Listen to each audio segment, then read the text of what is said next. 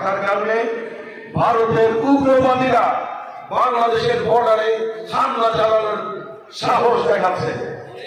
আর বাংলাদেশেও 2-4 জন দুরাচার গভীর রাতে মুখে কাপড় বেঁধে বাংলাদেশ বিরোধী মিছিল করার সাহস পাচ্ছে।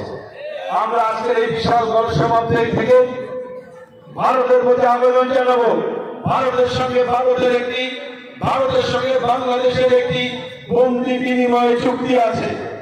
এই বন্দি বিনিময় চুক্তির মাধ্যমে ভারতের আশ্রয় প্রশ্রয় লালিত পালিত ভারতের পোষ্য ভারতের গোলাম খুনি হাসিনাকে বাংলাদেশে ফেরত দেওয়া হোক। আপনারা কি চান? আপনারা চান? আমরা চাই তিনি ভারত থেকে বাংলাদেশে ফিরে আসেন। তিনি বাংলাদেশ থেকে যাওয়ার আগে বলেছিলেন শেখের মেয়ে পালায় না, বলেছিলেন না? কিন্তু আমরা কি দেখলাম, হেলিকপ্টার ওড়ার আগে তিনি উড়ে গেলেন। শেখের মেয়ে যদি না পালায় তাহলে হেলিকপ্টারে যে পালালো সে কি শেখের মেয়ে না? এটাই তো প্রমাণিত হয়, এটাই তো প্রমাণিত হয়। তা প্রমাণ হলে কি হয়, সে সম্পর্ক কি হয় আপনারা বিবেচনা করেন। প্রিয় ভাইরা, আমরা বাংলাদেশকে একটি সুখী সমৃদ্ধশালী দেশ হিসেবে দেখতে চাই।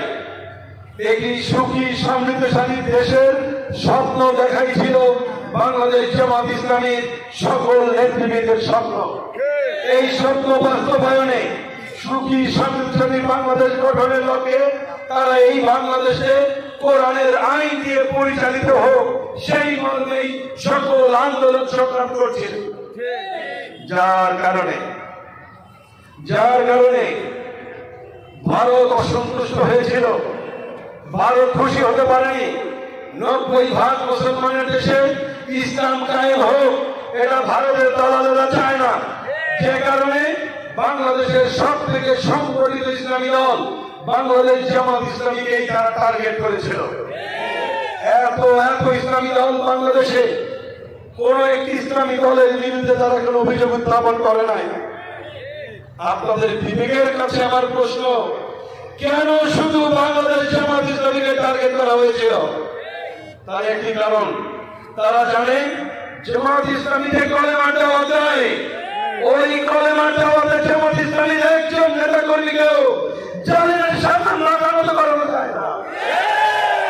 আল্লামা সাঈদী সহ জামাতের সকল নেতৃবৃন্দকে তারা বিভিন্ন রকমের প্রস্তাব দিয়েছিল, কিন্তু একজন নেতাও জালেমের কাছে লাগানো করেন নাই। আল্লামা সাঈদী বলেছিলেন, বিড়ালের মতো 500 বছর বেঁচে গেলাম নাই, সিংহের মতো এক ঘন্টা বাঁচতে চাই।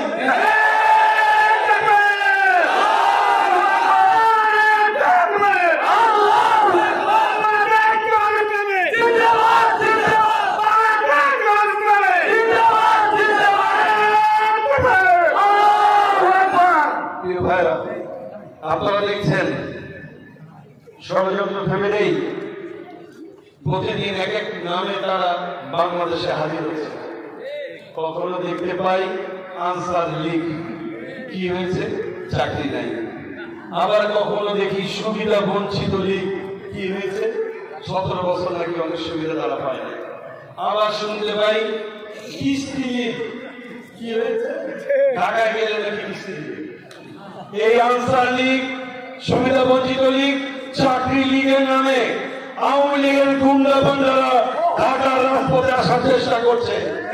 আপনারা মনে রাখবেন, ঢাকার রাজপথে আওয়ামী লীগকে 1 সেকেন্ডের জন্য জায়গা দেওয়া হবে না।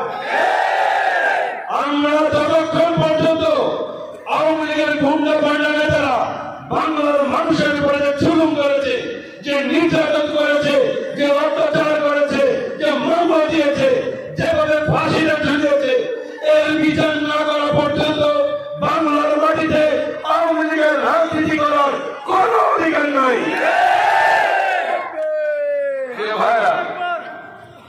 আমরা বাংলাদেশকে একটি সুখী সমৃদ্ধশালী রাষ্ট্র হিসেবে দেখতে চাই। সেজন্য দরকার সৎ ও যোগ্য নাগরিক। কি দরকার? বাংলাদেশ জামাত ইসলামী স্লোগানই হলো এটা, আল্লাহর আইন চাই, জানেন না আপনারা? আল্লাহর আইন চাই, আল্লাহর আইন চাই। এই ৭০ লোকের শাসন আর ১৪ লোকের শাসন এটা তো আসমান থেকে আসবে না। আসবে? এটার জন্য লোক তৈরি করতে হবে। আজকে যারা প্রধানমন্ত্রী, প্রেসিডেন্ট, এমপি, তারা আসমান থেকে আসেন নাই, তারাও তৈরি হয়েছেন, তাদেরকেও তৈরি করা হয়েছে। দুর্ভাগ্য জাতির আমাদের পাঠ্য পুস্তকে যেমন নৈতিকতা শিক্ষা দেওয়া হয় না, বাংলাদেশ জামাত ইসলামী ছাড়া, আবারও বলছি, বাংলাদেশ জামাত ইসলামী ছাড়া অন্য কোন দলে এমন ভাবে নীতি নৈতিকতা শিক্ষা দেওয়া হয় না।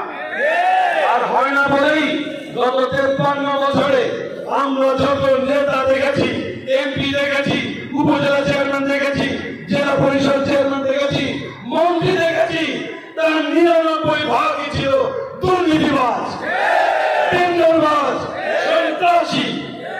যে কারণে বাংলাদেশে তার কাঙ্ক্ষিত উন্নয়ন হয় নাই। ৫৩ বছরে পৃথিবীর বহু দেশ আজকে উন্নতির শিখরে পৌঁছে গেছে।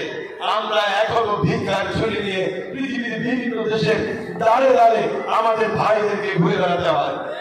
আমাদের লক্ষ লক্ষ মানুষ প্রবাসে মানবেতর জীবনযাপন করছেন। সেই ৮০ দশকেও মালয়েশিয়া থেকে বাংলাদেশে মানুষ এসে কাজ করতো, আর ২০২৪ সালে এখন আমরা মালয়েশিয়া গিয়ে কাজ করি। তাহলে আমরা সামনে গিয়েছি না পিছিয়েছি? পিছিয়েছি। পিছনের অন্যতম কারণ হলো সৎ ও যোগ্য নেতৃত্বের অভাব। আপনারা সৎ ও যোগ্য নেতৃত্ব নির্বাচিত করেন নাই বলেই আজকে বাংলাদেশ এমন করুণ